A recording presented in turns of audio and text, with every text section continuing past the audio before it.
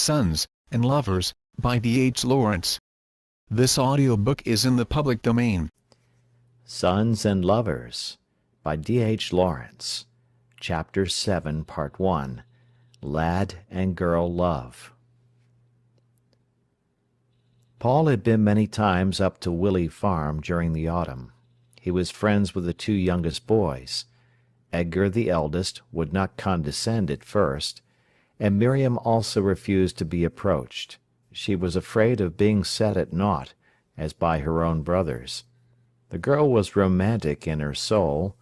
Everywhere was a Walter Scott heroine being loved by men with helmets or with plumes in their caps. She herself was something of a princess turned into a swine girl in her own imagination, and she was afraid lest this boy, who nevertheless looked something like a Walter Scott hero, who could paint and speak French, and knew what algebra meant, and who went by train to Nottingham every day, might consider her simply as the swine girl, unable to perceive the princess beneath. So she held aloof. Her great companion was her mother. They were both brown-eyed, and inclined to be mystical, such women as treasure religion inside them, breathe it in their nostrils, and see the whole of life in a mist thereof. So to Miriam, Christ and God made one great figure, which she loved tremblingly and passionately when a tremendous sunset burned out the western sky, and Ediths and Lucys and Rowenas, Brian de Bois Gilberts, Rob Roys and Guy Mannerings rustled the sunny leaves in the morning, or sat in her bedroom aloft alone when it snowed. That was life to her. For the rest, she drudged in the house, which work she would not have minded had not her clean red floor been mucked up immediately by the trampling farm boots of her brothers. She madly wanted her little brother of 4 to let her swathe him and stifle him in her love. She went to church reverently, with bowed head, and quivered in anguish from the vulgarity of the other choir girls, and from the common-sounding voice of the curate. She fought with her brothers, whom she considered brutal louts, and she held not her father in too high esteem because he did not carry any mystical ideals cherished in his heart, but only wanted to have as easy a time as he could, and his meals when he was ready for them. She hated her position as swine girl. She wanted to be considered. She wanted to learn, thinking that if she could read, as Paul said he could read, Colomba or the Voyage autour de ma chambre, the world would have a different face for her and a deepened respect. She could not be princess by wealth or standing, so she was mad to have learning whereon to pride herself. For she was different from other folk, and must not be scooped up among the common fry. Learning was the only distinction to which she thought to aspire. Her beauty, that of a shy, wild, quiveringly sensitive thing, seemed nothing to her. Even her soul, so strong for rhapsody, was not enough. She must have something to reinforce her pride, because she felt different from other people. Paul she eyed rather wistfully. On the whole, she scorned the male sex.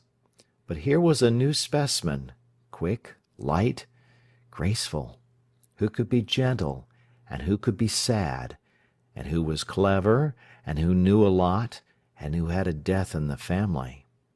The boy's poor morsel of learning exalted him almost sky-high in her esteem, yet she tried hard to scorn him, because he would not see in her the princess but only the swine girl, and he scarcely observed her.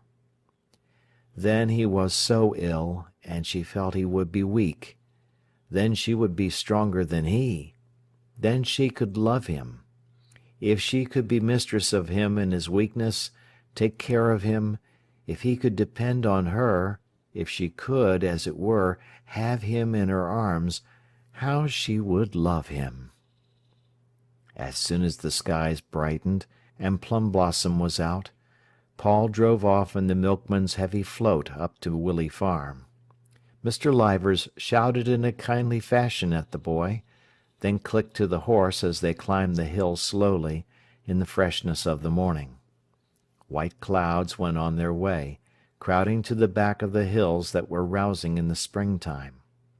The water of Nethermere lay below, very blue against the seared meadows and the thorn trees. It was 4.5 miles' drive. Tiny buds on the hedges, vivid as copper green, were opening into rosettes, and thrushes called, and blackbirds shrieked and scolded. It was a new, glamorous world. Miriam, peeping through the kitchen window, saw the horse walk through the big white gate into the farmyard that was backed by the oak wood, still bare. Then a youth in a heavy overcoat climbed down. He put up his hands for the whip and the rug that the good-looking, ruddy farmer handed down to him. Miriam appeared in the doorway. She was nearly 16, very beautiful, with her warm colouring, her gravity, her eyes dilating suddenly, like an ecstasy. "I say," said Paul, turning shyly aside, "your daffodils are nearly out. Isn't it early? But don't they look cold?" "Cold?" said Miriam, in her musical, caressing voice. "The green on their buds—" and he faltered into silence timidly. "Let me take the rug," said Miriam, over gently. "I can carry it," he answered, rather injured, but he yielded it to her. Then Mrs. Livers appeared. "I'm sure you're tired and cold," she said. "Let me take your coat. It is heavy. You mustn't walk far in it." She helped him off with his coat. He was quite unused to such attention. She was almost smothered under its weight. "Why, mother," laughed the farmer, as he passed through the kitchen, swinging the great milk churns, "you've got almost more than you can manage there." She beat up the sofa cushions for the youth. The kitchen was very small and irregular. The farm had been originally a labourer's cottage, and the furniture was old and battered. But Paul loved it, loved the sack bag that formed the hearthrug, and the funny little corner under the stairs, and the small window deep in the corner, through which, bending a little, he could see the plum trees in the back garden and the lovely round hills beyond. "Won't you lie down?" said Mrs. Livers. "Oh, no, I'm not tired," he said. "Isn't it lovely coming out, don't you think? I saw a sloe bush in blossom and a lot of celandines. I'm glad it's sunny." "Can I give you anything to eat or to drink?" "No, thank you." "How's your mother?" "I think she's tired now. I think she's had too much to do. Perhaps in a little while she'll go to Skegness with me. Then she'll be able to rest. I shall be glad if she can." "Yes," replied Mrs. Livers. "It's a wonder she isn't ill herself." Miriam was moving about preparing dinner. Paul watched everything that happened. His face was pale and thin, but his eyes were quick and bright with life as ever. He watched the strange, almost rhapsodic way in which the girl moved about, carrying a great stew-jar to the oven, or looking in the saucepan. The atmosphere was different from that of his own home, where everything seemed so ordinary.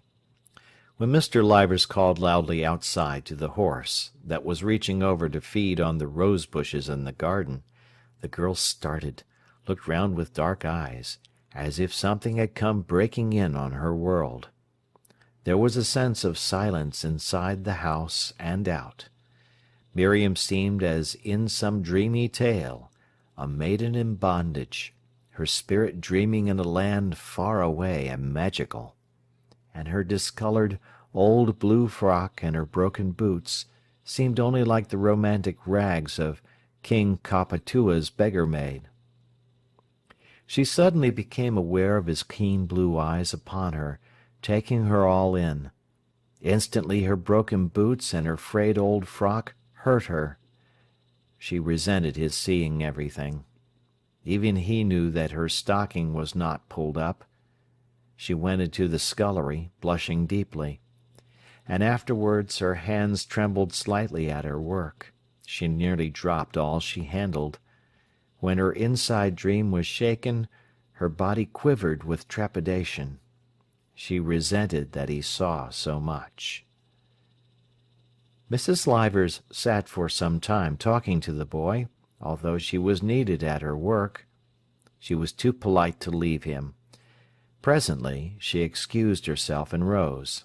After a while she looked into the tin saucepan. "Oh, dear, Miriam," she cried, "these potatoes have boiled dry." Miriam startled as if she had been stung. "Have they, mother?" she cried. "I shouldn't care, Miriam," said the mother, "if I hadn't trusted them to you." She peered into the pan. The girl stiffened as from a blow. Her dark eyes dilated.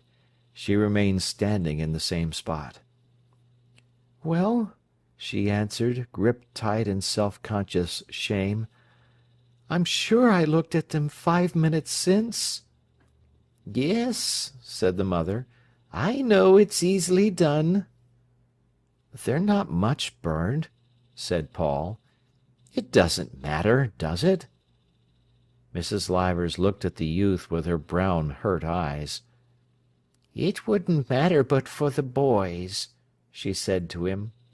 "Only Miriam knows what a trouble they make if the potatoes are caught." Then, thought Paul to himself, you shouldn't let them make a trouble. After a while Edgar came in. He wore leggings, and his boots were covered with earth. He was rather small, rather formal for a farmer. He glanced at Paul, nodded to him distantly, and said, "Dinner ready?" "Nearly, Edgar," replied the mother apologetically. "I'm ready for mine," said the young man, taking up the newspaper and reading. Presently the rest of the family trooped in. Dinner was served. The meal went rather brutally. The over-gentleness and apologetic tone of the mother brought out all the brutality of manners in the sons. Edgar tasted the potatoes, moved his mouth quickly like a rabbit, looked indignantly at his mother, and said, "These potatoes are burnt, mother." "Yes, Edgar, I forgot them for a minute. Perhaps you'll have bread if you can't eat them." Edgar looked in anger across at Miriam. "What was Miriam doing that she couldn't attend to them?" he said. Miriam looked up. Her mouth opened, her dark eyes blazed and winced, but she said nothing. She swallowed her anger and her shame, bowing her dark head. "I'm sure she was trying hard," said the mother. "She hasn't got sense even to boil the potatoes," said Edgar. "What has she kept at home for?" "Only for eating everything that's left in the pantry," said Maurice. "They don't forget that potato pie against our Miriam," laughed the father. She was utterly humiliated. The mother sat in silence, suffering, like some saint out of place at the brutal board. It puzzled Paul. He wondered vaguely why all this intense feeling went running because of a few burnt potatoes. The mother exalted everything, even a bit of housework, to the plane of a religious trust. The sons resented this. They felt themselves cut away underneath, and they answered with brutality and also with a sneering superciliousness.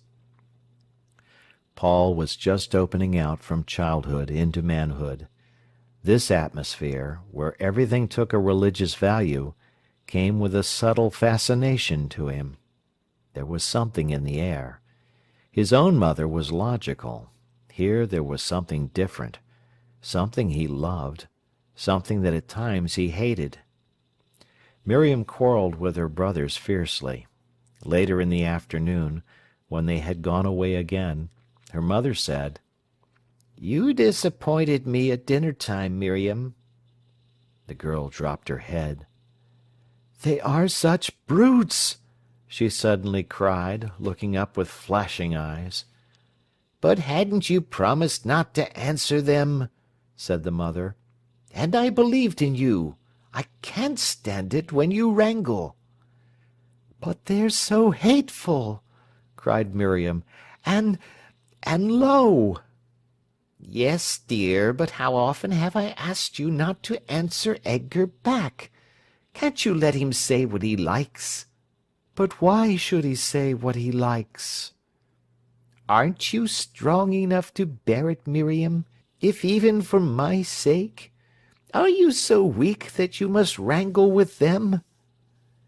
Mrs. Leivers stuck unflinchingly to this doctrine of the other cheek. She could not instil it at all into the boys. With the girls she succeeded better, and Miriam was the child of her heart. The boys loathed the other cheek when it was presented to them. Miriam was often sufficiently lofty to turn it. Then they spat on her and hated her. But she walked in her proud humility, living within herself. There was always this feeling of jangle and discord in the Leivers family. Although the boys resented so bitterly this eternal appeal to their deeper feelings of resignation and proud humility, yet it had its effect on them. They could not establish between themselves and an outsider just the ordinary human feeling and unexaggerated friendship. They were always restless for the something deeper.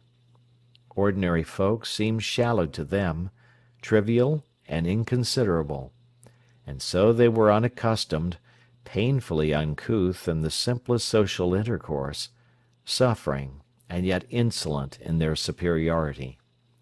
Then beneath was the yearning for the soul intimacy to which they could not attain because they were too dumb, and every approach to close connection was blocked by their clumsy contempt of other people. They wanted genuine intimacy, but they could not even get normally near to anyone, because they scorned to take the first steps. They scorned the triviality which forms common human intercourse. Paul fell under Mrs. Leivers' spell. Everything had a religious and intensified meaning when he was with her. His soul, hurt, highly developed, sought her as if for nourishment. Together they seemed to sift the vital fact from an experience. Miriam was her mother's daughter. In the sunshine of the afternoon, mother and daughter went down the fields with him. They looked for nests. There was a Jenny Wren's in the hedge by the orchard. "I do want you to see this," said Mrs. Leivers.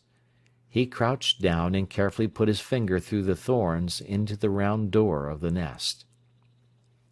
"It's almost as if you were feeling inside the live body of the bird," he said. "It's so warm. They say a bird makes its nest round like a cup with pressing its breast on it. Then how did it make the ceiling round, I wonder?" The nest seemed to start into life for the two women. After that, Miriam came to see it every day. It seemed so close to her. Again, going down the hedge-side with the girl, he noticed the celandines, scalloped splashes of gold, on the side of the ditch. "I like them," he said. "When their petals go flat back with the sunshine, they seem to be pressing themselves at the sun." And then the celandines ever after drew her with a little spell. Anthropomorphic as she was, she stimulated him into appreciating things thus, and then they lived for her. She seemed to need things kindling in her imagination or in her soul before she felt she had them. And she was cut off from ordinary life by her religious intensity, which made the world for her either a nunnery garden or a paradise, where sin and knowledge were not, or else an ugly, cruel thing. So it was in this atmosphere of subtle intimacy this meeting in their common feeling for something in nature, that their love started. Personally, he was a long time before he realized her. For 10 months he had to stay at home after his illness. For a while he went to Skegness with his mother, and was perfectly happy. But even from the seaside he wrote long letters to Mrs. Livers about the shore and the sea, and he brought back his beloved sketches of the flat Lincoln coast, anxious for them to see. Almost they would interest the Livers more than they interested his mother.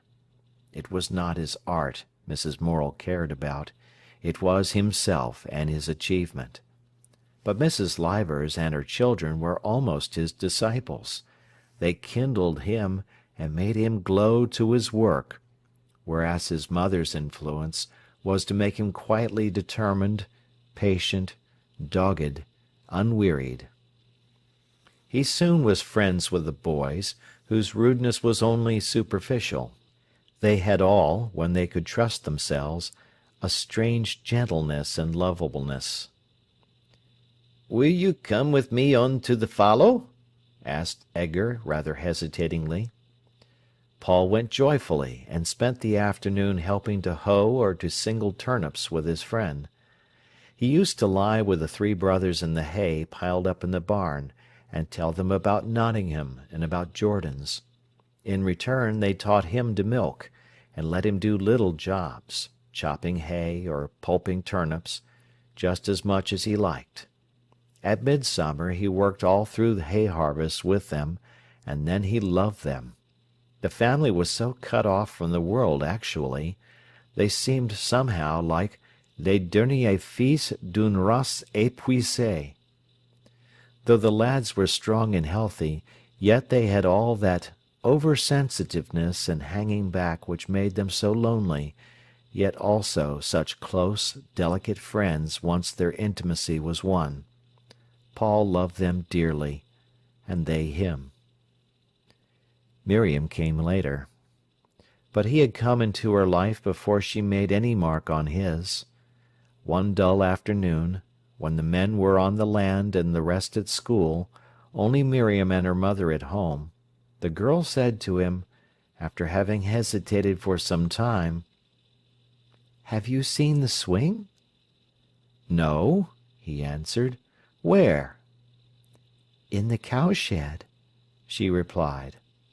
She always hesitated to offer or to show him anything. Men have such different standards of worth from women, and her dear things, the valuable things to her, her brothers had so often mocked or flouted. "Come on, then," he replied, jumping up. There were 2 cowsheds, one on either side of the barn. In the lower, darker shed there was standing for 4 cows. Hens flew scolding over the manger wall as the youth and girl went forward for the great thick rope which hung from the beam in the darkness overhead, and was pushed back over a peg in the wall. "It's something like a rope!" he exclaimed appreciatively, and he sat down on it, anxious to try it. Then immediately he rose. "Come on, then, and have first go," he said to the girl. "See," she answered, going into the barn, "we put some bags on the seat," and she made the swing comfortable for him. That gave her pleasure. He held the rope. "Come on, then," he said to her. "No, I won't go first," she answered. She stood aside in her still, aloof fashion. "Why?" "You go," she pleaded. Almost for the first time in her life she had the pleasure of giving up to a man, of spoiling him. Paul looked at her. "All right," he said, sitting down. "Mind out." He set off with a spring, and in a moment was flying through the air, almost out of the door of the shed, the upper half of which was open, showing outside the drizzling rain, the filthy yard, the cattle standing disconsolate against the black cart shed, and at the back of all the grey-green wall of the wood. She stood below in her crimson tam-o'-shanter and watched. He looked down at her, and she saw his blue eyes sparkling. "It's a treat of a swing," he said. "Yes." He was swinging through the air, every bit of him swinging, like a bird that swoops for joy of movement. And he looked down at her. Her crimson cap hung over her dark curls, her beautiful warm face, so still in a kind of brooding, was lifted towards him. It was dark and rather cold in the shed. Suddenly a swallow came down from the high roof and darted out of the door. "I didn't know a bird was watching," he called. He swung negligently. She could feel him falling and lifting through the air as if he were lying on some force. "Now I'll die," he said, in a detached, dreamy voice, as though he were the dying motion of the swing. She watched him, fascinated. Suddenly he put on the brake and jumped out. "I've had a long turn," he said, "but it's a treat of a swing. It's a real treat of a swing." Miriam was amused that he took a swing so seriously and felt so warmly over it. "No, you go on," she said. "Why, don't you want one?" he asked, astonished. "Well, not much. I'll have just a little." She sat down, whilst he kept the bags in place for her. "It's so ripping," he said, setting her in motion. "Keep your heels up, or they'll bang the manger wall." She felt the accuracy with which he caught her, exactly at the right moment, and the exactly proportionate strength of his thrust, and she was afraid. Down to her bowels went the hot wave of fear. She was in his hands. Again, firm and inevitable, came the thrust at the right moment. She gripped the rope, almost swooning. "Ha!" she laughed in fear. "No higher!" "But you're not a bit high," he remonstrated. "But no higher." He heard the fear in her voice, and desisted. Her heart melted in hot pain when the moment came for him to thrust her forward again, but he left her alone. She began to breathe. "Won't you really go any farther?" he asked. "Should I keep you there?" "No, let me go by myself," she answered. He moved aside and watched her. "Why, you're scarcely moving," he said. She laughed slightly with shame, and in a moment got down. "They say if you can swing, you won't be seasick," he said, as he mounted again. "I don't believe I should ever be seasick." Away he went. There was something fascinating to her in him. For the moment he was nothing but a piece of swinging stuff, not a particle of him that did not swing. She could never lose herself so, nor could her brothers. It roused a warmth in her. It was almost as if he were a flame that had lit a warmth in her whilst he swung in the middle air. And gradually the intimacy with the family concentrated for Paul on three persons: the mother, Edgar, and Miriam. To the mother he went for that sympathy and that appeal which seemed to draw him out. Edgar was his very close friend, and to Miriam he more or less condescended, because she seemed so humble. But the girl gradually sought him out. If he brought up his sketch-book, it was she who pondered longest over the last picture. Then she would look up at him. Suddenly, her dark eyes alight like water that shakes with a stream of gold in the dark, she would ask, "Why do I like this so?"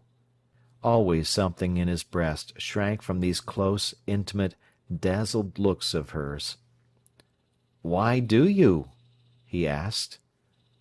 "I don't know. It seems so true." It's because there's scarcely any shadow in it. It's more shimmery, as if I'd painted the shimmering protoplasm in the leaves and everywhere, and not the stiffness of the shape. That seems dead to me. Only this shimmeriness is the real living. The shape is a dead crust. The shimmer is inside, really." And she, with her little finger in her mouth, would ponder these sayings. They gave her a feeling of life again, and vivified things which had meant nothing to her. She managed to find some meaning in his struggling, abstract speeches, and they were the medium through which she came distinctly at her beloved objects. Another day she sat at sunset whilst he was painting some pine trees which caught the red glare from the west. He had been quiet. "There you are," he said suddenly. "I wanted that.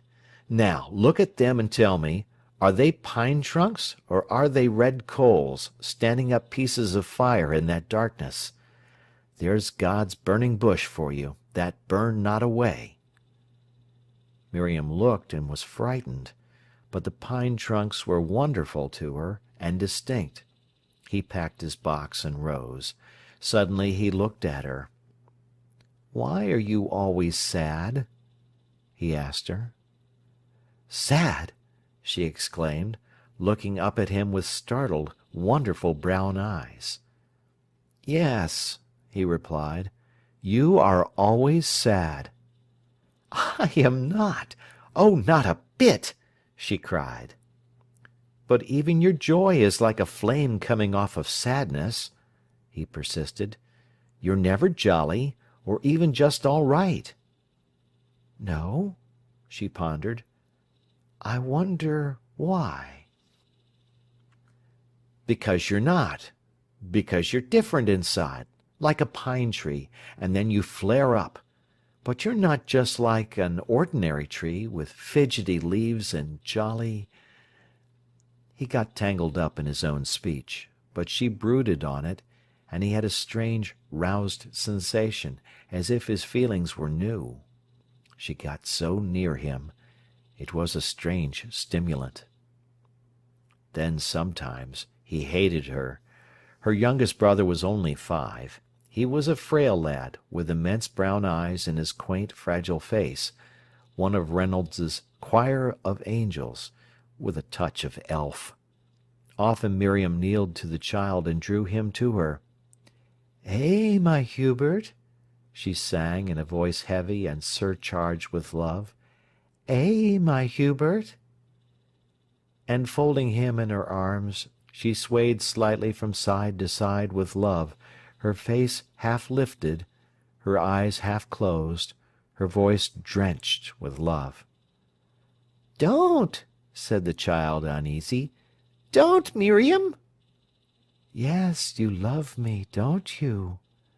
she murmured deep in her throat, almost as if she were in a trance, and swaying also as if she were swooned in an ecstasy of love. "Don't!" repeated the child, a frown on his clear brow. "You love me, don't you?" she murmured. "Why do you make such a fuss for?"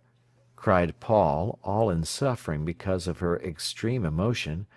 "Why can't you be ordinary with him?" She let the child go and rose and said nothing. Her intensity, which would leave no emotion on a normal plane, irritated the youth into a frenzy. And this fearful, naked contact of her on small occasions shocked him. He was used to his mother's reserve, and on such occasions he was thankful in his heart and soul that he had his mother, so sane and wholesome. End of Part 1 of Chapter 7.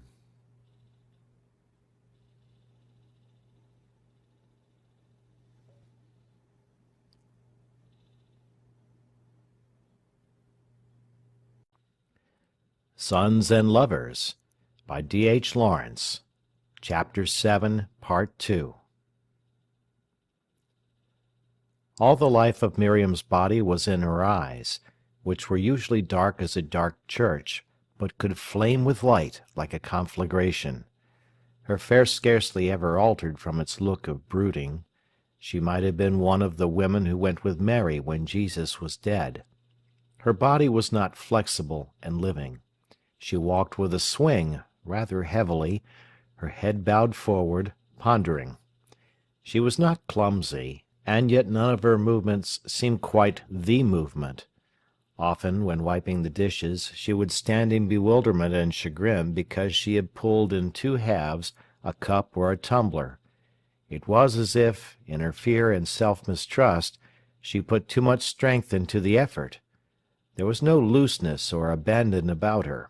Everything was gripped stiff with intensity, and her effort, overcharged, closed in on itself.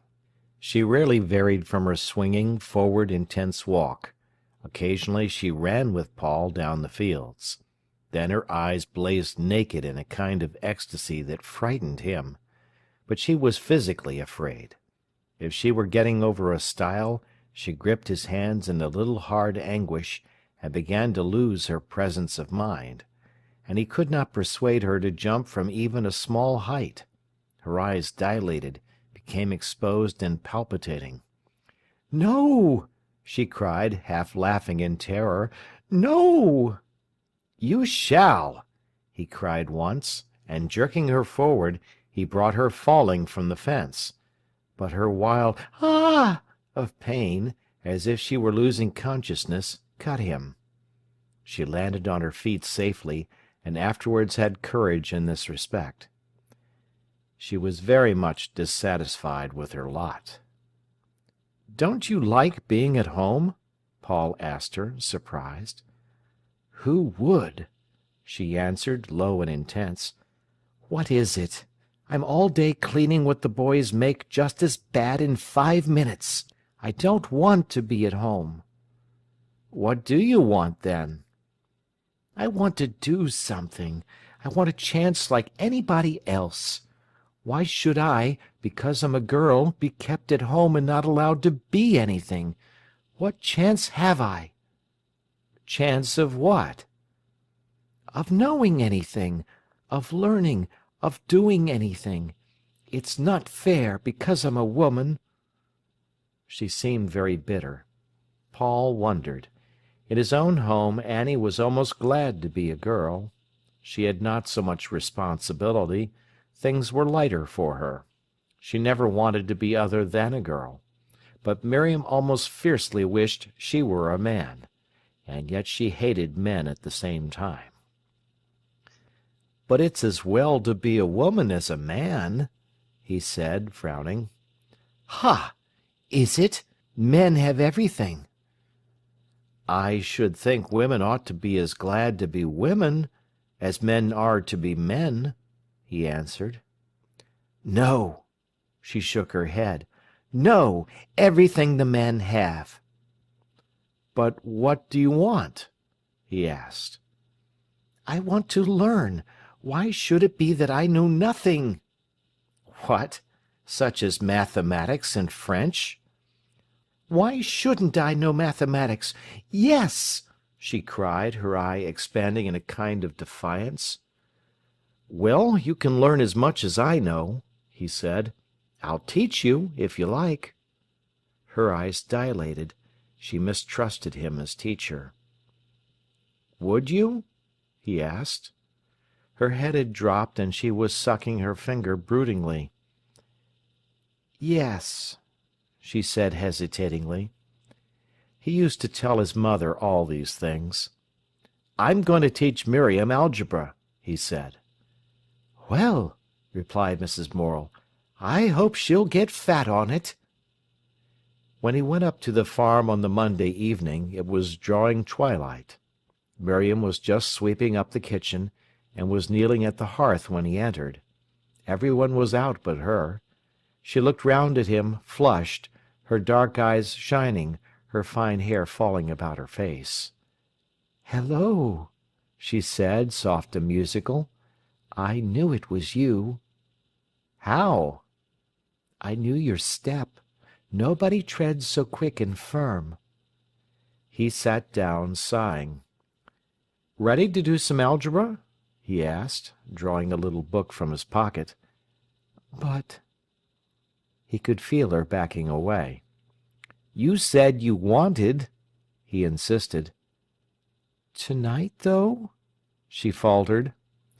"But I came on purpose, and if you want to learn it, you must begin." She took up her ashes in the dustpan and looked at him, half tremulously, laughing. "Yes, but tonight. You see, I haven't thought of it." "Well, my goodness, take the ashes and come."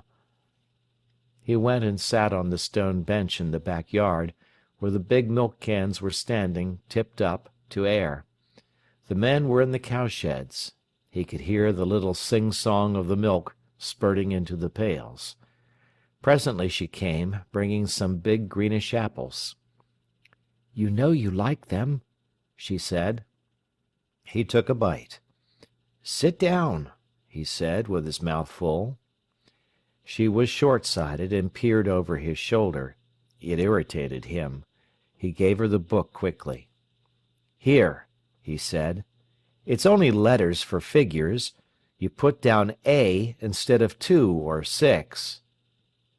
They worked, he talking, she with her head down on the book. He was quick and hasty. She never answered. Occasionally, when he demanded of her, "Do you see?"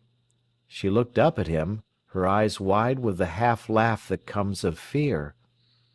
"Don't you?" he cried. He had been too fast. But she said nothing. He questioned her more, then got hot. It made his blood rouse to see her there, as it were, at his mercy, her mouth open, her eyes dilated with laughter that was afraid, apologetic, ashamed. Then Edgar came along with 2 buckets of milk. "Hello," he said. "What are you doing?" "Algebra," replied Paul. "Algebra?" repeated Edgar curiously. Then he passed on with a laugh. Paul took a bite at his forgotten apple, looked at the miserable cabbages in the garden, pecked into lace by the fowls, and he wanted to pull them up. Then he glanced at Miriam. She was poring over the book, seemed absorbed in it, yet trembling lest she could not get at it. It made him cross. She was ruddy and beautiful. Yet her soul seemed to be intensely supplicating. The algebra book she closed, shrinking, knowing he was angered, and at the same instant he grew gentle, seeing her hurt because she did not understand. But things came slowly to her, and when she held herself in a grip, seemed so utterly humble before the lesson, it made his blood rouse. He stormed at her, got ashamed, continued the lesson, and grew furious again, abusing her. She listened in silence. Occasionally, very rarely, she defended herself. Her liquid dark eyes blazed at him. "You don't give me time to learn it," she said. "All right," he answered, throwing the book on the table and lighting a cigarette. Then after a while he went back to her, repentant. So the lessons went. He was always either in a rage or very gentle. "What do you tremble your soul before it for?" he cried. "You don't learn algebra with your blessed soul. Can't you look at it with your clear, simple wits?" Often, when he went again into the kitchen, Mrs. Livers would look at him reproachfully, saying, "Paul, don't be so hard on Miriam. She may not be quick, but I'm sure she tries." "I can't help it," he said, rather pitiably. "I go off like it." "You don't mind me, Miriam, do you?" he asked of the girl later. "No," she reassured him in her beautiful, deep tones. "No, I don't mind." "Don't mind me. It's my fault." But, in spite of himself, his blood began to boil with her. It was strange that no one else made him in such fury. He flared against her. Once he threw the pencil in her face. There was a silence. She turned her face slightly aside. "I didn't—" he began, but got no farther, feeling weak in all his bones. She never reproached him or was angry with him. He was often cruelly ashamed. but still again his anger burst like a bubble surcharged, and still, when he saw her eager, silent, as it were, blind face, he felt he wanted to throw the pencil in it. And still, when he saw her hand trembling and her mouth parted with suffering, his heart was scalded with pain for her. And because of the intensity to which she roused him, he sought her. Then he often avoided her and went with Edgar. Miriam and her brother were naturally antagonistic. Edgar was a rationalist who was curious, and had a sort of scientific interest in life. It was a great bitterness to Miriam to see herself deserted by Paul for Edgar, who seemed so much lower. But the youth was very happy with her elder brother. The two men spent afternoons together on the land or in the loft doing carpentry, when it rained, and they talked together, or Paul taught Edgar the songs he himself had learned from Annie at the piano. And often all the men, Mr. Livers as well, had bitter debates on the nationalizing of the land and similar problems. Paul had already heard his mother's views, and as these were as yet his own, he argued for her. Miriam attended and took part, but was all the time waiting until it should be over and a personal communication might begin. "After all," she said within herself, "if the land were nationalized, Edgar and Paul and I would be just the same." So she waited for the youth to come back to her. He was studying for his painting. He loved to sit at home, alone with his mother, at night, working and working. She sewed or read. Then, looking up from his task, he would rest his eyes for a moment on her face, that was bright with living warmth, and he returned gladly to his work. "I can do my best things when you sit there in your rocking-chair, Mother," he said. "I'm sure!" she exclaimed, sniffing with mock skepticism. But she felt it was so, and her heart quivered with brightness. For many hours she sat still, slightly conscious of him laboring away, whilst she worked or read her book. And he, with all his soul's intensity directing his pencil, could feel her warmth inside him like strength. They were both very happy so, and both unconscious of it. These times, that meant so much, and which were real living, they almost ignored. He was conscious only when stimulated. A sketch finished, he always wanted to take it to Miriam. Then he was stimulated into knowledge of the work he had produced unconsciously. In contact with Miriam he gained insight, his vision went deeper. From his mother he drew the life-warmth, the strength to produce. Miriam urged this warmth into intensity like a white light. When he returned to the factory, the conditions of work were better. He had Wednesday afternoon off to go to the art school, Miss Jordan's provision, returning in the evening. Then the factory closed at 6 instead of 8 on Thursday and Friday evenings. One evening in the summer, Miriam and he went over the fields by Herod's farm on their way from the library home. So it was only 3 miles to Willey Farm. There was a yellow glow over the mowing grass, and the sorrel heads burned crimson. Gradually, as they walked along the high land, the gold in the west sank down to red, the red to crimson, and then the chill blue crept up against the glow. They came out upon the high road to Alfreton, which ran white between the darkening fields. There Paul hesitated. It was 2 miles home for him, 1 mile forward for Miriam. They both looked up the road that ran in shadow right under the glow of the northwest sky. On the crest of the hill, Selby, with its stark houses and the up-pricked headstocks of the pit, stood in black silhouette small against the sky. He looked at his watch. 9 o'clock, he said. The pair stood, loath to part, hugging their books. "The wood is so lovely now," she said. "I wanted you to see it." He followed her slowly across the road to the white gate. "They grumble so if I'm late," he said. "But you're not doing anything wrong," she answered impatiently. He followed her across the nibbled pasture in the dusk. There was a coolness in the wood, a scent of leaves, of honeysuckle, and a twilight. The two walked in silence. Night came wonderfully there, among the throng of dark tree trunks. He looked round, expectant. She wanted to show him a certain wild rose bush she had discovered. She knew it was wonderful, and yet, till he had seen it, she felt it had not come into her soul. Only he could make it her own, immortal.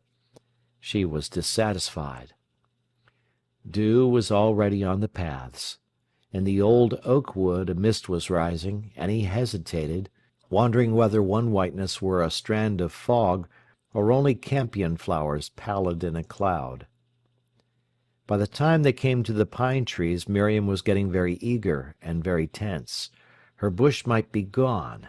She might not be able to find it, and she wanted it so much. Almost passionately she wanted to be with him when he stood before the flowers. They were going to have a communion together, something that thrilled her, something holy. He was walking beside her in silence. They were very near to each other. She trembled, and he listened, vaguely anxious. Coming to the edge of the wood, they saw the sky in front, like mother of pearl, and the earth growing dark. Somewhere on the outermost branches of the pine wood the honeysuckle was streaming scent. "Where?" he asked. "Down the middle path," she murmured, quivering. When they turned the corner of the path she stood still. In the wide walk between the pines, gazing rather frightened, she could distinguish nothing for some moments. The greying light robbed things of their colour. Then she saw her bush. "Ah!" she cried, hastening forward. It was very still. The tree was tall and straggling. It had thrown its briars over a hawthorn bush, and its long streamers trailed thick, right down to the grass, splashing the darkness everywhere with great spilt stars, pure white. In bosses of ivory and in large splashed stars the roses gleamed on the darkness of foliage and stems and grass.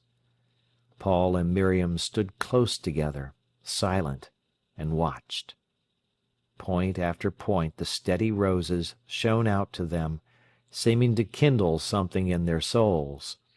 The dusk came like smoke around, and still did not put out the roses. Paul looked into Miriam's eyes. She was pale and expectant with wonder, her lips were parted, and her dark eyes lay open to him. His look seemed to travel down into her. Her soul quivered.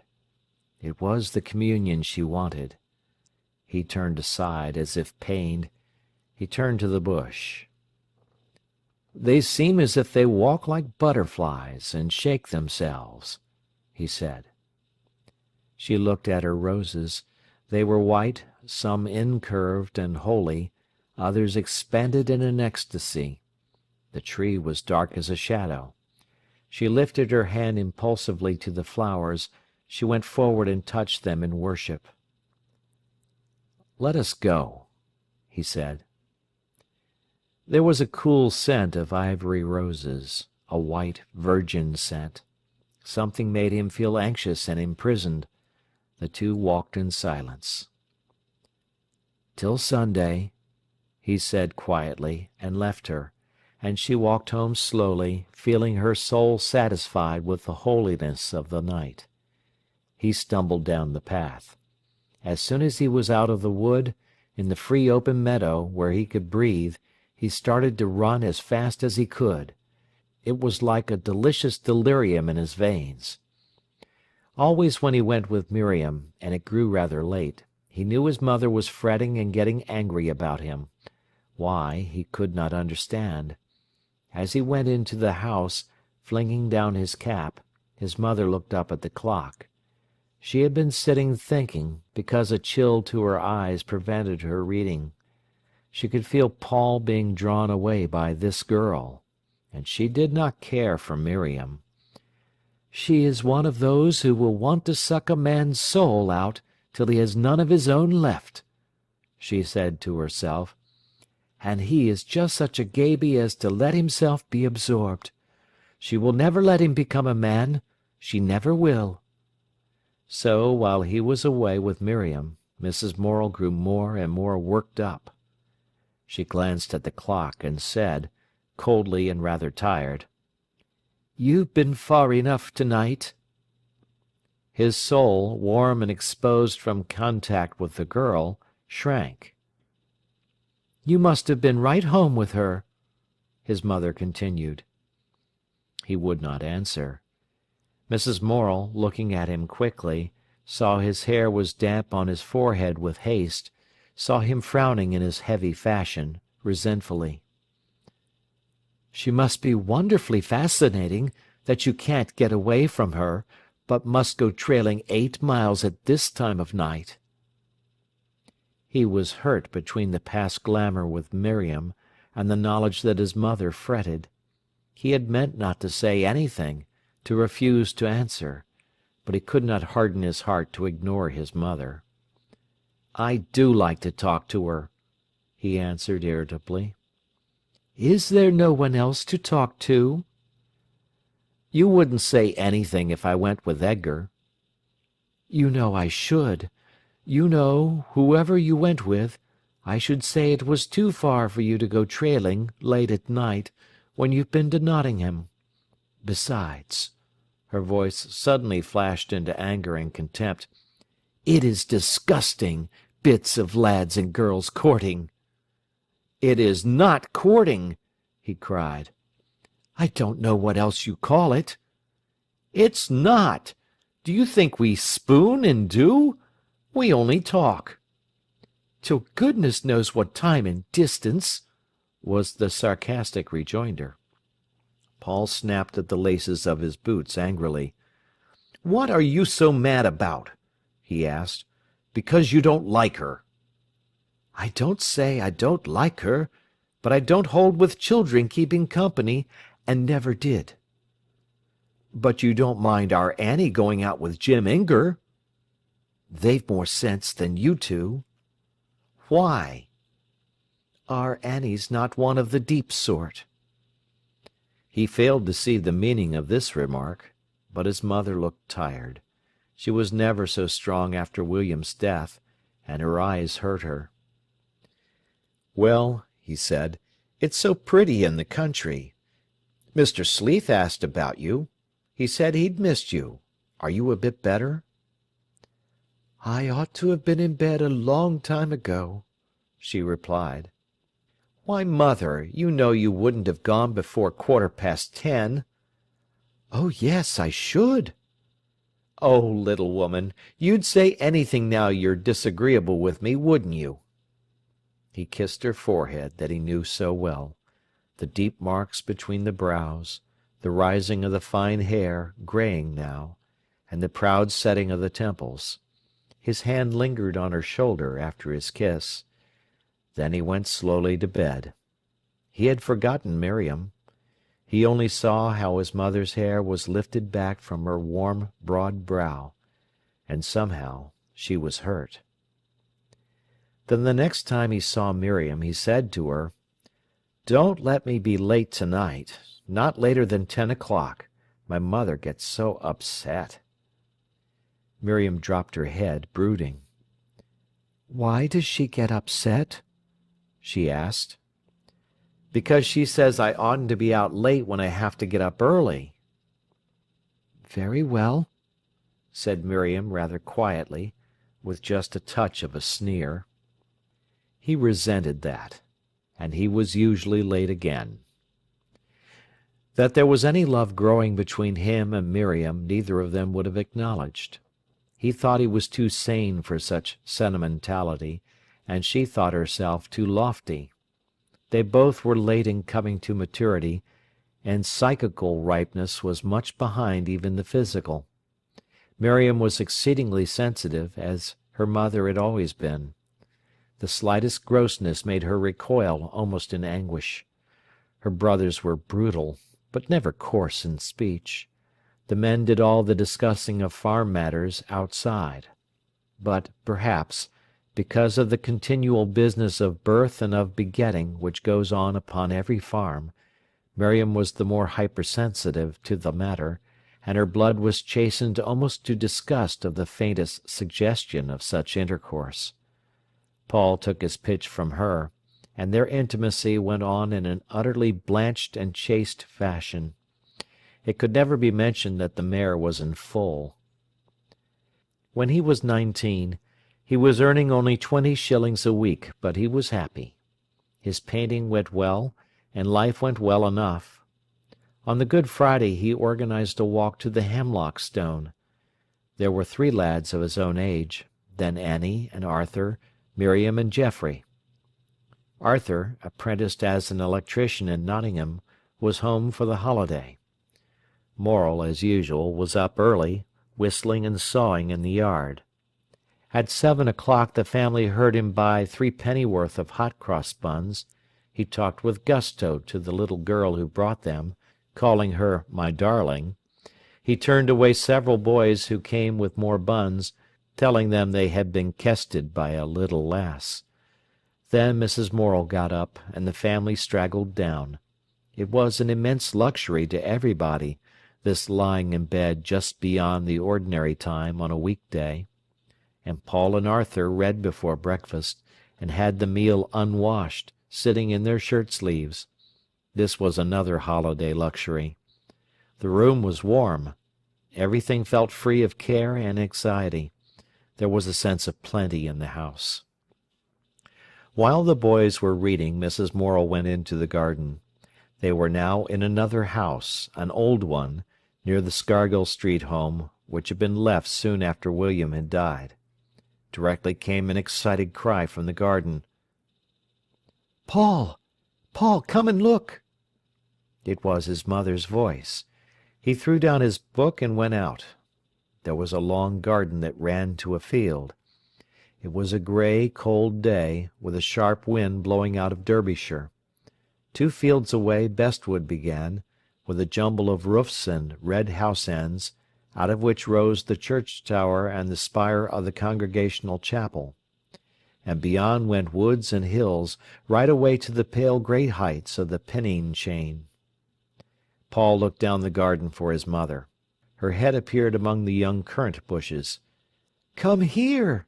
she cried. "What for?" he answered. "Come and see."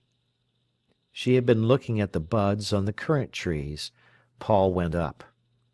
"To think," she said, "that here I might never have seen them." Her son went to her side. Under the fence, in a little bed, was a ravel of poor grassy leaves, such as come from very immature bulbs, and 3 scyllas in bloom. Mrs. Morel pointed to the deep blue flowers. "Now just see those!" she exclaimed. "I was looking at the currant bushes, when, thinks I to myself, there's something very blue. Is it a bit of sugar-bag? And there, behold you, sugar-bag, 3 glories of the snow, and such beauties! But where on earth did they come from?" "I don't know," said Paul. "Well, that's a marvel, now. I thought I knew every weed and blade in this garden, but haven't they done well? You see, that gooseberry bush just shelters them, not nipped, not touched." He crouched down and turned up the bells of the little blue flowers. "They're a glorious colour," he said. "Aren't they?" she cried. "I guess they come from Switzerland, where they say they have such lovely things. Fancy them against the snow! But where have they come from? They can't have blown here, can they?" Then he remembered having set here a lot of little trash of bulbs to mature. "And you never told me," she said. "No, I thought I'd leave it till they might flower." "And now you see! I might have missed them, and I've never had a glory of the snow in my garden in my life." She was full of excitement and elation. The garden was an endless joy to her. Paul was thankful for her sake at last to be in a house with a long garden that went down to a field. Every morning after breakfast she went out and was happy pottering about in it. And it was true, she knew every weed and blade. Everybody turned up for the walk. Food was packed, and they set off, a merry, delighted party. They hung over the wall of the mill race, dropped paper in the water on one side of the tunnel, and watched it shoot out on the other. They stood on the footbridge over Boathouse Station and looked at the metals gleaming coldly. "You should see the Flying Scotsman come through at 6:30, said Leonard, whose father was a signalman. "Lad, but she doesn't half buzz." And the little party looked up the lines one way, to London, and the other way, to Scotland, and they felt the touch of these two magical places. In Ilkeston the colliers were waiting in gangs for the public-houses to open. It was a town of idleness and lounging. At Stanton Gate the iron foundry blazed. Over everything there were great discussions. At Trowell they crossed again from Derbyshire into Nottinghamshire. They came to the Hemlock Stone at dinner-time. Its field was crowded with folk from Nottingham and Ilkeston. They had expected a venerable and dignified monument.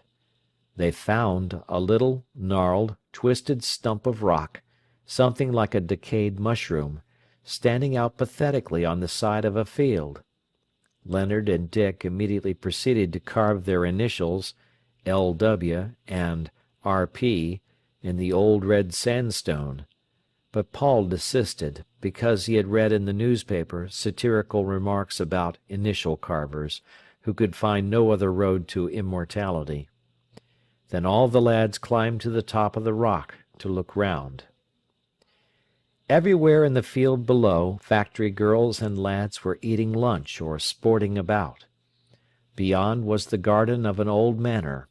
It had yew hedges, and thick clumps and borders of yellow crocuses round the lawn. "See," said Paul to Miriam, "what a quiet garden!" She saw the dark yews and the golden crocuses, then she looked gratefully. He had not seemed to belong to her among all these others. He was different then, not her Paul, who understood the slightest quiver of her innermost soul, but something else, speaking another language than hers. How it hurt her, and deadened her very perceptions. Only when he came right back to her, leaving his other, his lesser half, as she thought, would she feel alive again. And now he asked her to look at this garden, wanting the contact with her again. Impatient of the set in the field, she turned to the quiet lawn, surrounded by sheaves of shut-up crocuses. A feeling of stillness, almost of ecstasy, came over her. It felt almost as if she were alone with him in this garden. Then he left her again and joined the others. Soon they started home. Miriam loitered behind, alone. She did not fit in with the others. She could very rarely get into human relations with anyone. So her friend, her companion, her lover, was nature. She saw the sun declining wanly. In the dusky, cold hedgerows were some red leaves. She lingered to gather them, tenderly, passionately. The love in her finger-tips caressed the leaves, the passion in her heart came to a glow upon the leaves. Suddenly she realized she was alone in a strange road, and she hurried forward. Turning a corner in the lane, she came upon Paul, who stood bent over something, his mind fixed on it, working away steadily, patiently, a little hopelessly. She hesitated in her approach, to watch. He remained concentrated in the middle of the road. Beyond, one rift of rich gold in that colourless grey evening seemed to make him stand out in dark relief. She saw him, slender and firm, as if the setting sun had given him to her. A deep pain took hold of her, and she knew she must love him. and she had discovered in him a rare potentiality, discovered his loneliness. Quivering as at some annunciation, she went slowly forward. At last he looked up. "Why," he exclaimed gratefully, "have you waited for me?" She saw a deep shadow in his eyes. "What is it?" she asked. "The spring broken here," and he showed her where his umbrella was injured. Instantly, with some shame, she knew he had not done the damage himself, but that Geoffrey was responsible.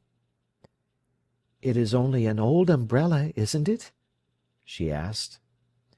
She wondered why he, who did not usually trouble over trifles, made such a mountain of this molehill. "But it was William's, and my mother can't help but know," he said quietly, still patiently working at the umbrella. The words went through Miriam like a blade. This, then, was the confirmation of her vision of him. She looked at him, but there was about him a certain reserve, and she dared not comfort him, not even speak softly to him. "Come on," he said. "I can't do it." And they went in silence along the road. That same evening they were walking along under the trees by Nether Green. He was talking to her fretfully, seemed to be struggling to convince himself. "You know," he said, with an effort, "if one person loves, the other does." "Ah," she answered, "like mother said to me when I was little, love begets love." "Yes, something like that, I think it must be." "I hope so, because, if it were not, love might be a very terrible thing," she said. "Yes, but it is, at least with most people," he answered. And Miriam, thinking he had assured himself, felt strong in herself. She always regarded that sudden coming upon him in the lane as a revelation, and this conversation remained graven in her mind as one of the letters of the law. Now she stood with him and for him. When, about this time, he outraged the family feeling at Willey Farm by some overbearing insult, she stuck to him and believed he was right. And at this time she dreamed dreams of him, vivid, unforgettable. These dreams came again later on, developed to a more subtle psychological stage. End of Part 2 of Chapter 7.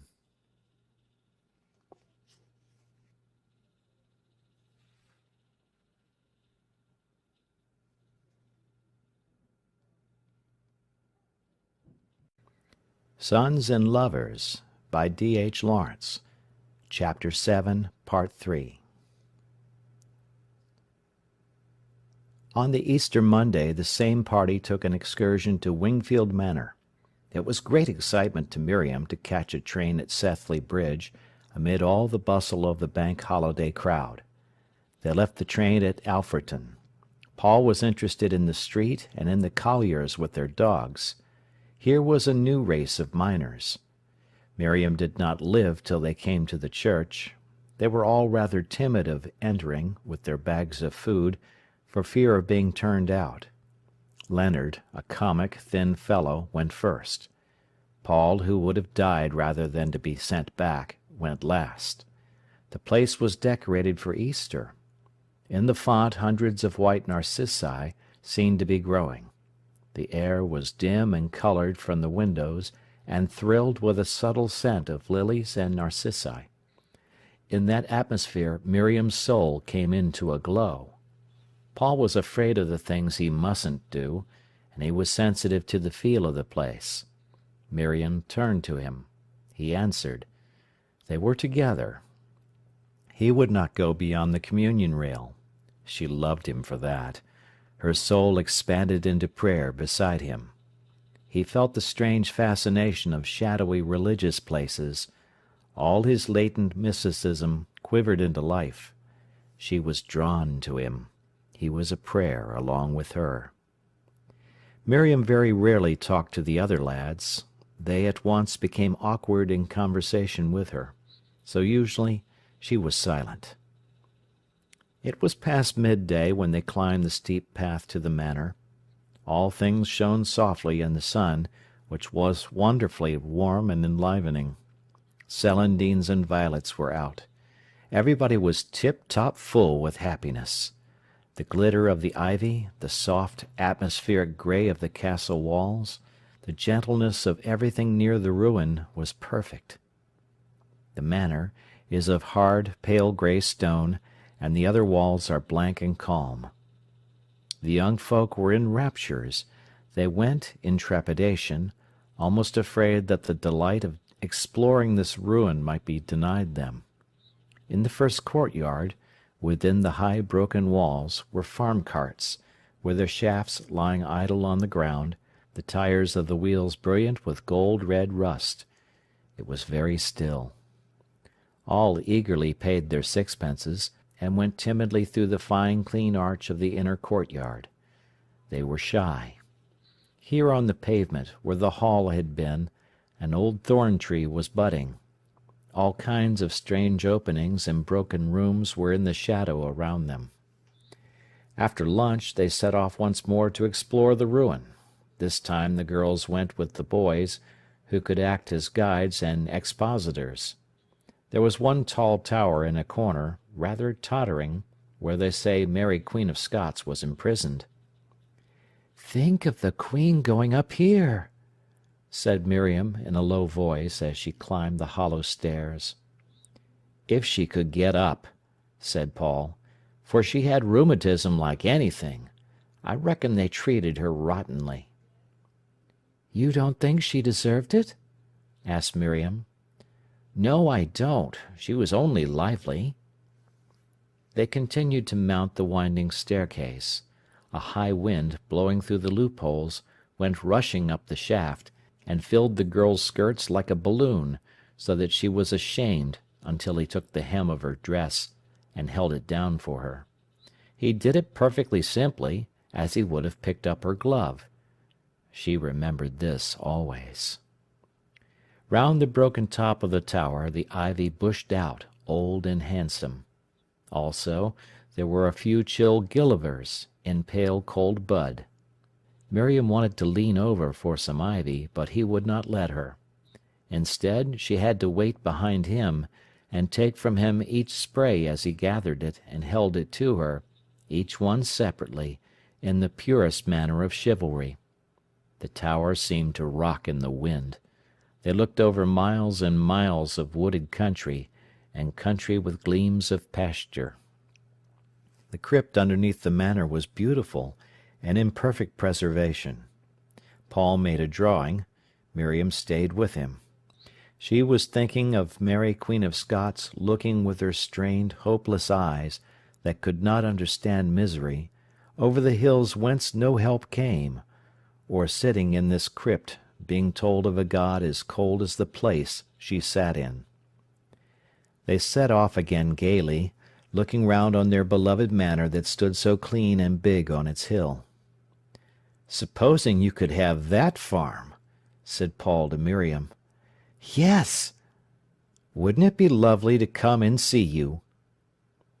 They were now in the bare country of stone walls, which he loved, and which, though only 10 miles from home, seemed so foreign to Miriam. The party was straggling. As they were crossing a large meadow that sloped away from the sun, along a path embedded with innumerable tiny glittering points, Paul, walking alongside, laced his fingers in the strings of the bag Miriam was carrying, and instantly she felt Annie behind, watchful and jealous. But the meadow was bathed in a glory of sunshine, and the path was jewelled, and it was seldom that he gave her any sign. She held her fingers very still among the strings of the bag, his fingers touching, and the place was golden as a vision. At last they came into the straggling grey village of Critch, that lies high. Beyond the village was the famous Critch stand that Paul could see from the garden at home. The party pushed on. Great expanse of country spread around and below. The lads were eager to get to the top of the hill. It was capped by a round knoll, half of which was now cut away, and on the top of which stood an ancient monument, sturdy and squat, for signalling in old days far down into the level lands of Nottinghamshire and Leicestershire. It was blowing so hard, high up there in the exposed place, that the only way to be safe was to stand nailed by the wind to the side of the tower. At their feet fell the precipice where the limestone was quarried away. Below was a jumble of hills and tiny villages, Maddock, Ambergate, Stony Middleton.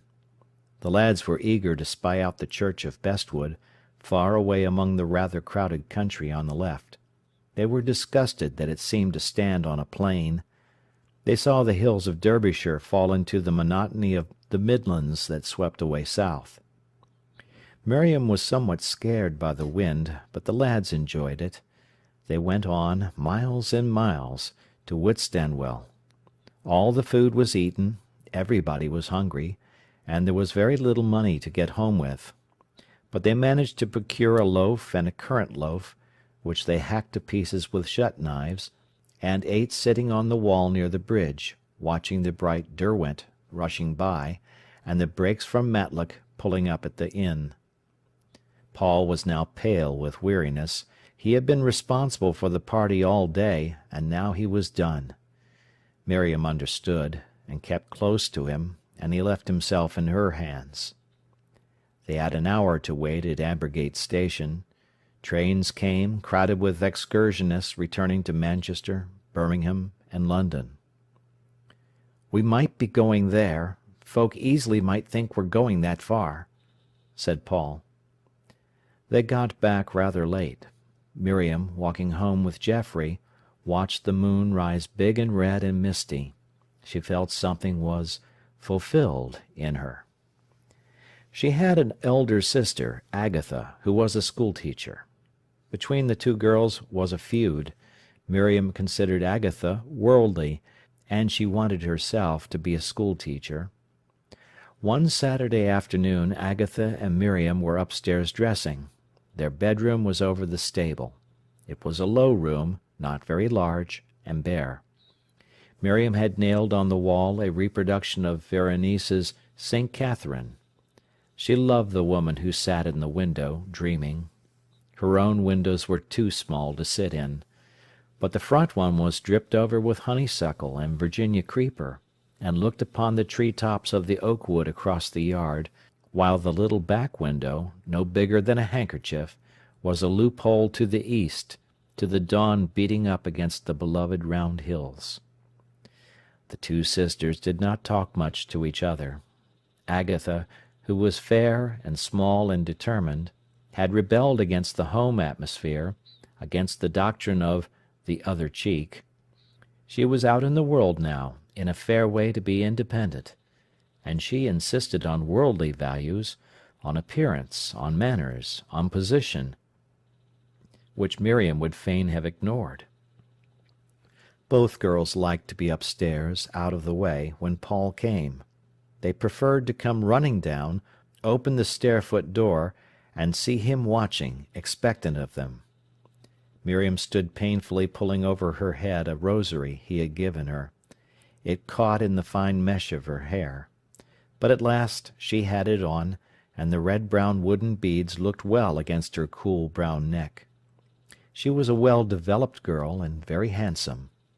But in the little looking-glass nailed against the whitewashed wall, she could only see a fragment of herself at a time. Agatha had bought a little mirror of her own, which she propped up to suit herself. Miriam was near the window. Suddenly she heard the well-known click of the chain, and she saw Paul fling open the gate, push his bicycle into the yard. She saw him look at the house, and she shrank away. He walked in a nonchalant fashion, and his bicycle went with him as if it were a live thing. "Paul's come!" she exclaimed. "Aren't you glad?" asked Agatha cuttingly. Miriam stood in amazement and bewilderment. "Well, aren't you?" she asked. "Yes, but I'm not going to let him see it, and think I wanted him." Miriam was startled. She heard him putting his bicycle in the stable underneath, and talking to Jimmy, who had been a pit horse, and who was seedy. "Well, Jimmy, my lad, how arter? Nubbut sick and sadly like? Why, then, it's a shame, my owd lad." She heard the rope run through the hole as the horse lifted its head from the lad's caress. How she loved to listen when he thought only the horse could hear. But there was a serpent in her Eden. She searched earnestly in herself to see if she wanted Paul Morel. She felt there would be some disgrace in it. Full of twisted feeling, she was afraid she did want him. She stood self-convicted. Then came an agony of new shame. She shrank within herself in a coil of torture. Did she want Paul Morel, and did he know she wanted him? What a subtle infamy upon her! She felt as if her whole soul coiled into knots of shame. Agatha was dressed first, and ran downstairs. Miriam heard her greet the lad gaily, knew exactly how brilliant her grey eyes became with that tone. She herself would have felt it bold to have greeted him in such wise. Yet there she stood under the self-accusation of wanting him, tied to that stake of torture. In bitter perplexity she kneeled down and prayed, "O Lord, let me not love Paul Morel. Keep me from loving him, if I ought not to love him." Something anomalous in the prayer arrested her. She lifted her head and pondered. How could it be wrong to love him? Love was God's gift, and yet it caused her shame. That was because of him, Paul Morel. But then it was not his affair, it was her own, between herself and God.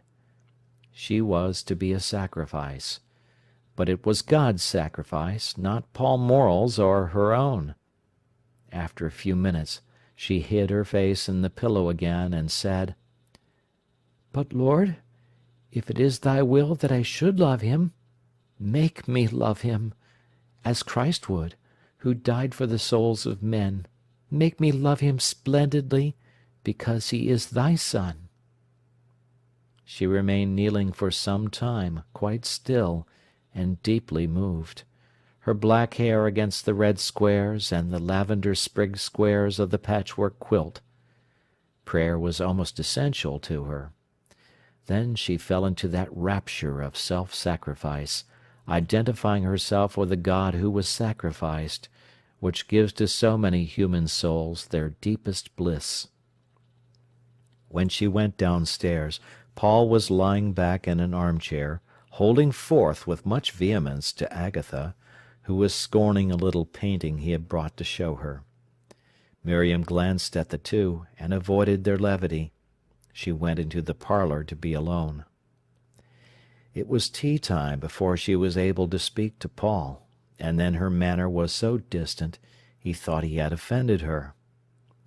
Miriam discontinued her practice of going each Thursday evening to the library in Bestwood.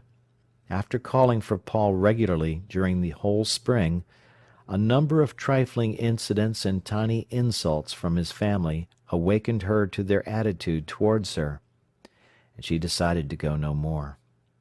So she announced to Paul one evening she would not call at his house again for him on Thursday nights. "Why?"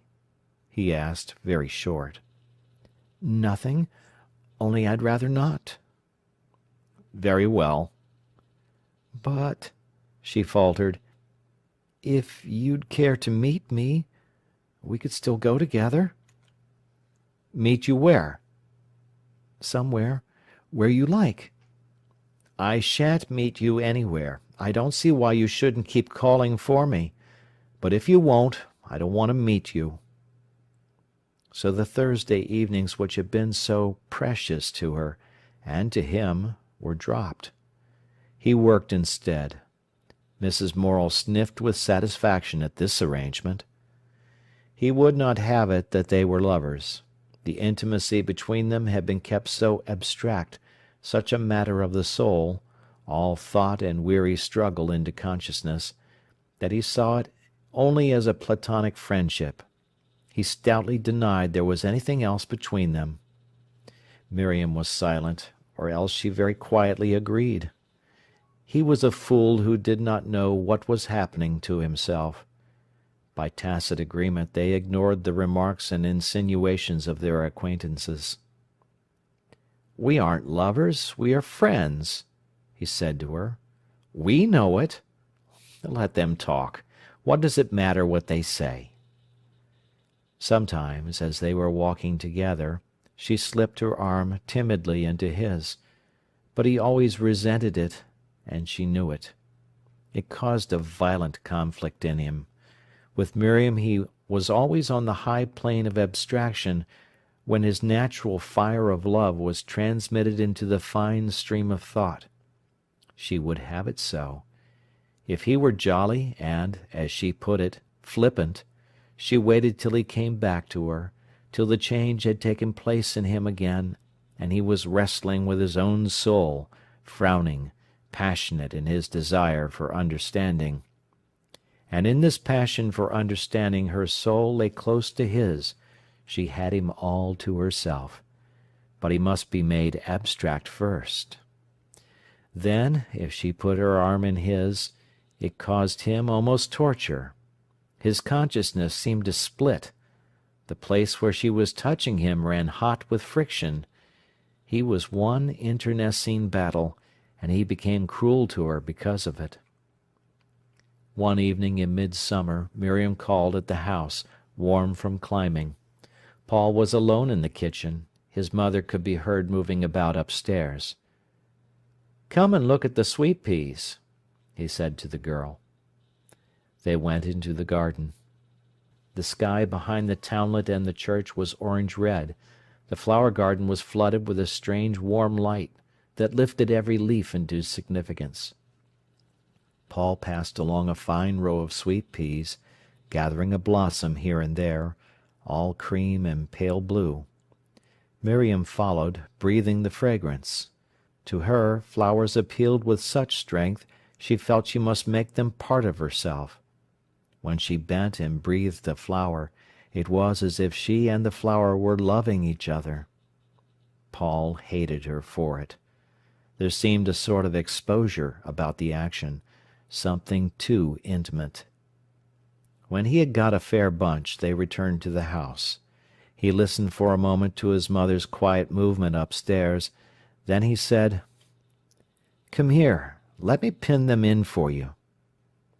He arranged them 2 or 3 at a time in the bosom of her dress, stepping back now and then to see the effect. "You know," he said, taking the pin out of his mouth, "a woman ought always to arrange her flowers before her glass." Miriam laughed. She thought flowers ought to be pinned in one's dress without any care. That Paul should take pains to fix her flowers for her was his whim. He was rather offended at her laughter. "Some women do, those who look decent," he said. Miriam laughed again, but mirthlessly, to hear him thus mix her up with women in a general way. From most men she would have ignored it, but from him it hurt her. He had nearly finished arranging the flowers when he heard his mother's footstep on the stairs. Hurriedly he pushed in the last pin and turned away. "Don't let mater know," he said. Miriam picked up her books and stood in the doorway looking with chagrin at the beautiful sunset. She would call for Paul no more, she said. "Good evening, Mrs. Morel," she said in a deferential way. She sounded as if she felt she had no right to be there. "Oh, is it you, Miriam?" replied Mrs. Morel coolly. But Paul insisted on everybody's accepting his friendship with the girl, and Mrs. Morel was too wise to have any open rupture. It was not till he was 20 years old that the family could ever afford to go away for a holiday. Mrs. Morel had never been away for a holiday, except to see her sister, since she had been married. Now at last Paul had saved enough money, and they were all going. There was to be a party. Some of Annie's friends, one friend of Paul's, a young man in the same office where William had previously been, and Miriam.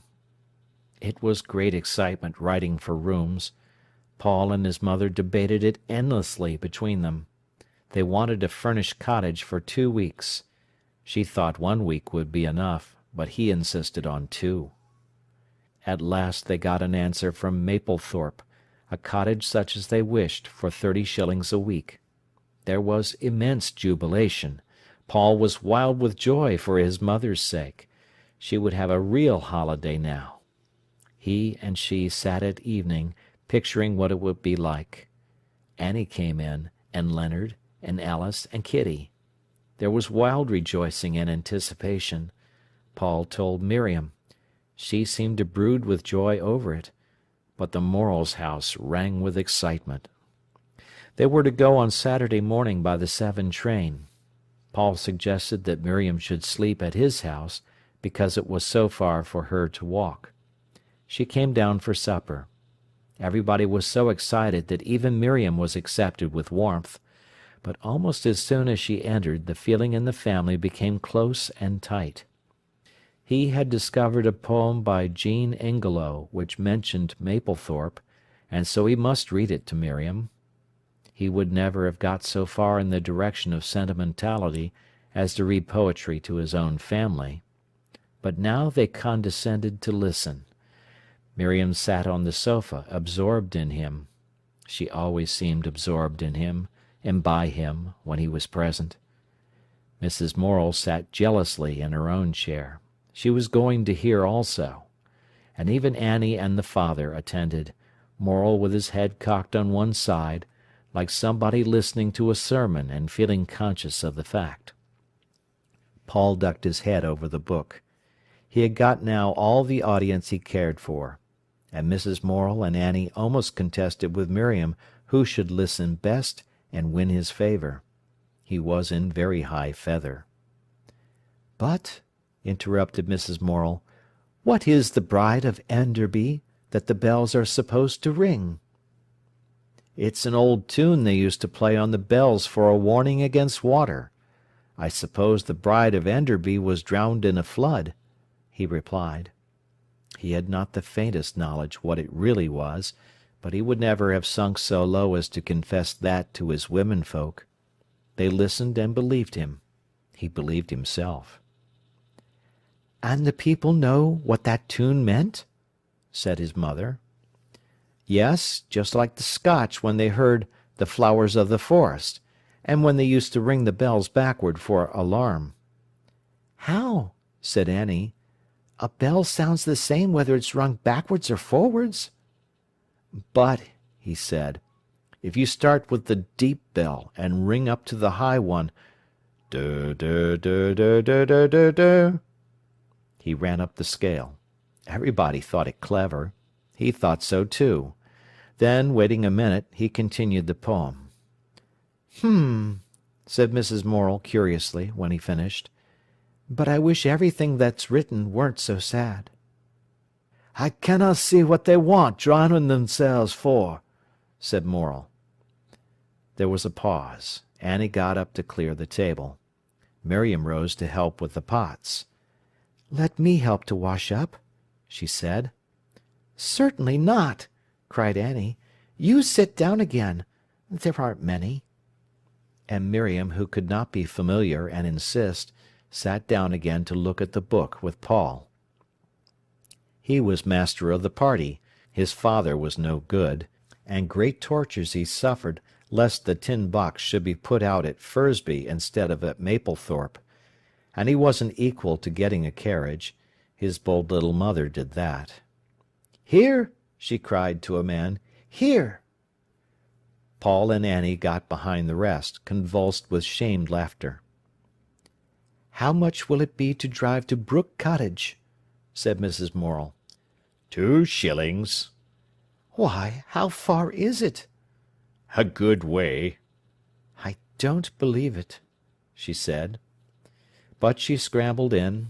There were 8 crowded in one old seaside carriage. "You see," said Mrs. Morel, "it's only 3d each, and if it were a tramcar—" They drove along. Each cottage they came to, Mrs. Morel cried, "Is it this? Now, this is it!" Everybody sat breathless. They drove past. There was a universal sigh. "I'm thankful it wasn't that brute," said Mrs. Morel. "I was frightened." They drove on and on. At last they descended at a house that stood alone over the dyke by the highroad. There was wild excitement because they had to cross a little bridge to get into the front garden. But they loved the house that lay so solitary, with the sea meadow on one side, and immense expanse of land patched in white barley, yellow oats, red wheat, and green root crops, flat and stretching level to the sky. Paul kept accounts. He and his mother ran the show. The total expenses, lodging, food, everything, was 16 shillings a week per person. He and Leonard went bathing in the mornings. Morel was wandering abroad quite early. "You, Paul," his mother called from the bedroom, "eat a piece of bread and butter." "All right," he answered. And when he got back he saw his mother presiding in state at the breakfast table. The woman of the house was young. Her husband was blind, and she did laundry work. So Mrs. Morel always washed the pots in the kitchen and made the beds. "But you said you'd have a real holiday," said Paul, "and now you work." "Work!" she exclaimed. "What are you talking about?" He loved to go with her across the fields to the village and the sea. She was afraid of the plank bridge, and he abused her for being a baby. On the whole he stuck to her as if he were her man. Miriam did not get much of him, except, perhaps, when all the others went to the coons. Coons were insufferably stupid to Miriam, so he thought they were to himself also, and he preached priggishly to Annie about the fatuity of listening to them. Yet he, too, knew all their songs, and sang them along the roads roisterously. And if he found himself listening, the stupidity pleased him very much. Yet to Annie he said, "Such rot! There isn't a grain of intelligence in it. Nobody with more gumption than a grasshopper could go and sit and listen."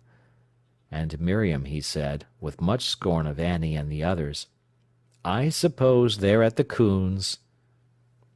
It was queer to see Miriam singing coon songs.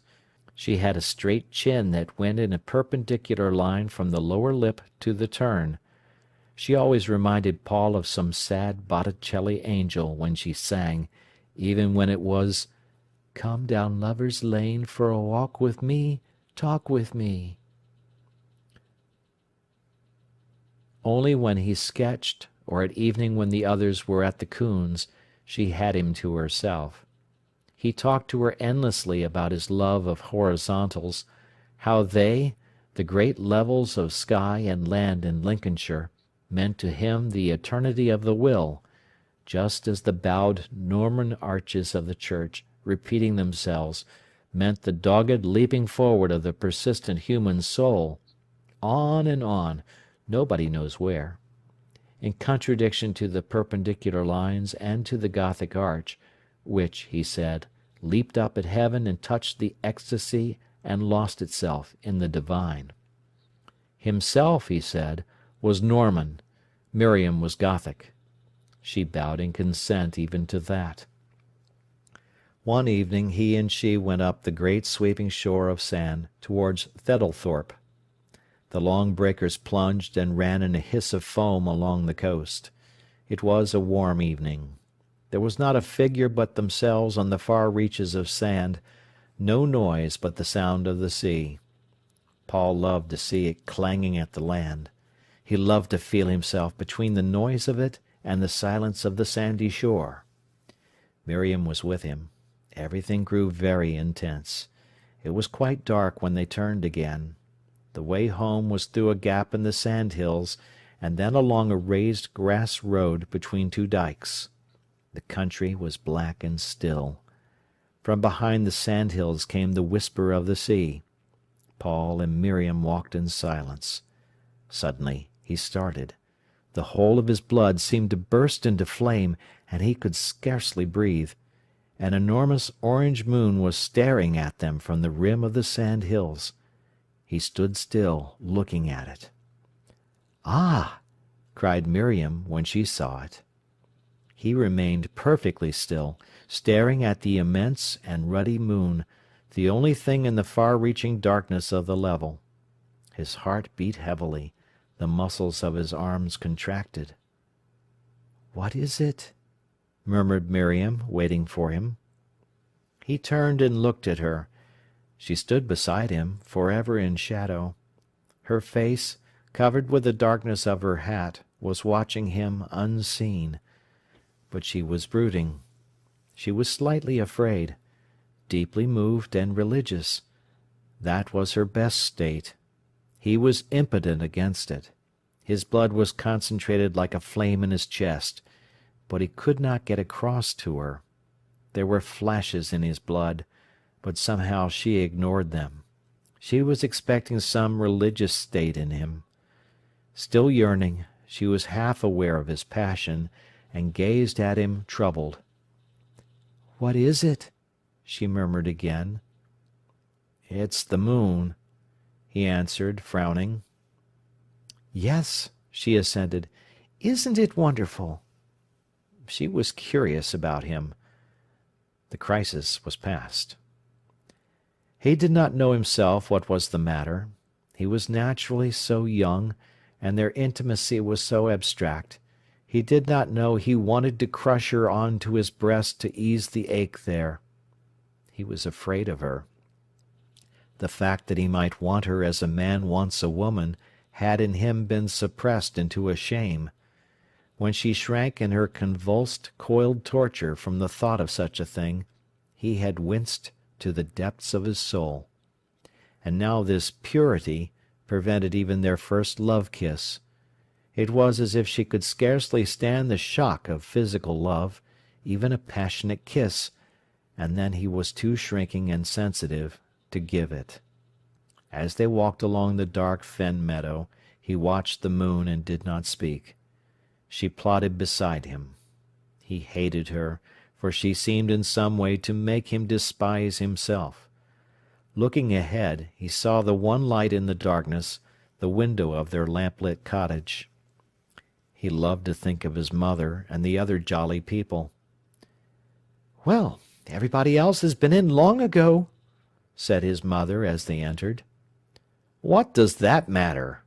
he cried irritably. "I can go a walk if I like, can't I?" "And I should have thought you could get in to supper with the rest," said Mrs. Morel. "I shall please myself," he retorted. "It's not late. I shall do as I like." "Very well," said his mother cuttingly. "Then do as you like." And she took no further notice of him that evening, which he pretended neither to notice nor to care about, but sat reading. Miriam read also, obliterating herself. Mrs. Morel hated her for making her son like this. She watched Paul growing irritable, priggish, and melancholic. For this she put the blame on Miriam. Annie and all her friends joined against the girl. Miriam had no friend of her own, only Paul.